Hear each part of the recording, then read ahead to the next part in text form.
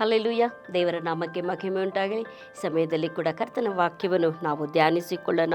ಧರ್ಮೋಪದೇಶ ಕಾಂಡ 28ನೇ ಅಧ್ಯಾಯ 13ನೇ ವಾಕ್ಯವನ್ನು ನಾನು ನಿಮಗಾಗಿ ಓದಿಕೊಳ್ಳುತ್ತೇನೆ. ನಾನು ಈಗ ನಿಮಗೆ ಬೋಧಿಸುವ ಮಾತುಗಳನ್ನೆಲ್ಲ ನೀವು ಬಿಟ್ಟು ಎಡಕ್ಕಾಗಲಿ ತೊಲಗದೆ ಬೇರೆ ದೇವರುಗಳನ್ನು ಅವಲಂಬಿಸದೆ ನಿಮ್ಮ ದೇವರಾದ ಯೆಹೋವನ ಆಜ್ಞೆಗಳನ್ನೆಲ್ಲ ಲಕ್ಷ್ಯವಿಟ್ಟು ಅವುಗಳನ್ನೇ ಅನುಸರಿಸಿ ನಡೆದರೆ ಆತನು ಇತರರಿಗಿಂತ ನಿಮ್ಮನ್ನು ಅಧೀನ ಮಾಡದೆ ಎಲ್ಲರಿಗೂ ಶಿರಸ್ಸನ್ನಾಗಿಯೇ ಮಾಡುವನು. ನೀವು ಎಲ್ಲರಿಗಿಂತಲೂ ಮೇಲನ್ನವಾಗಿರುವಿರೇ ಹೊರತು ಕೆಳಗನಾಗಿ ಇರುವುದಿಲ್ಲ. ಹಲ್ಲೆಲೂಯಾ. ದೇವರ ನಾಮಕ್ಕೆ ಮಹಿಮೆ ಉಂಟಾಗಲಿ.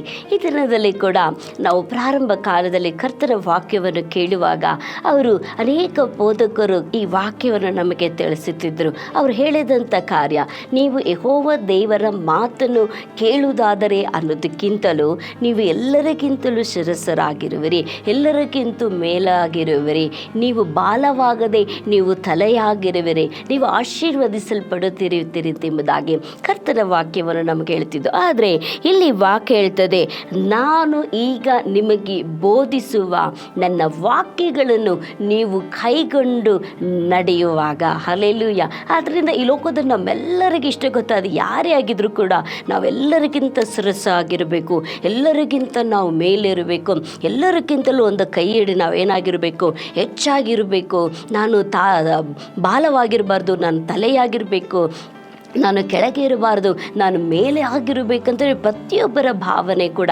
ಆದರೆ ಇದಕ್ಕೆ ದೇವರು ನಮಗೆ ಒಂದು ಆಜ್ಞೆ ಹೇಳ್ತಾರೆ, ದೇವರ ವಾಕ್ಯಗಳನ್ನು ಕೈಗೊಂಡು ನಡೆಯಬೇಕಂತೆ. ಕರ್ತನ ವಾಕ್ಯವನ್ನು ಪ್ರಥಮವಾಗಿ ನಾವು ಕೈಗೊಂಡು ನಡೆಯಬೇಕು. ಫಸ್ಟ್ ದೇವರು ನಮಗೆ ಹೇಳಿದರು, ನನ್ನ ಹೊರತು ನಿಮಗೆ ಬೇರೆ ಯಾವ ದೇವರುಗಳಿರಬಾರ್ದು, ನಾನೇ ದೇವರು, ನಾನೇ ಕರ್ತನು, ನಾನೇ ರಕ್ಷಕನು, ನನ್ನನ್ನೇ ನೀವು ಆರಾಧಿಸಬೇಕು, ನನ್ನನ್ನೇ ನಂಬಬೇಕು, ನನ್ನನ್ನೇ ಪೂಜಿಸಬೇಕು. ನನ್ನ ಹೊರತು ನಿಮಗೆ ಈ ಲೋಕದಲ್ಲಿ ಬೇರೆ ಯಾವುದು ವಿಶೇಷವಾಗಿರಬಾರದು.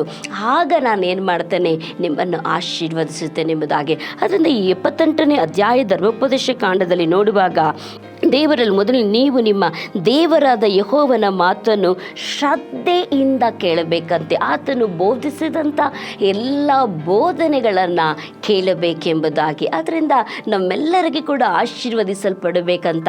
ಆದರೆ ನಾವು ಇಷ್ಟ ಬಂದಂಗೆ ಬಾಳಿ, ದೇವರ ಮಾತನ್ನು ಕೇಳದೆ ವಿಧೇಯರಾಗದೆ ನಮ್ಮ ಇಷ್ಟ ಬಂದಂಗೆ ಬಾಳಿ ನಾನು ಚೆನ್ನಾಗಿರಬೇಕು, ಆಶೀರ್ವದಿಸಲ್ಪಟ್ಟಿರಬೇಕಂದ್ರೆ ಅದು ನಡೆಯುವುದೇ ಇಲ್ಲ.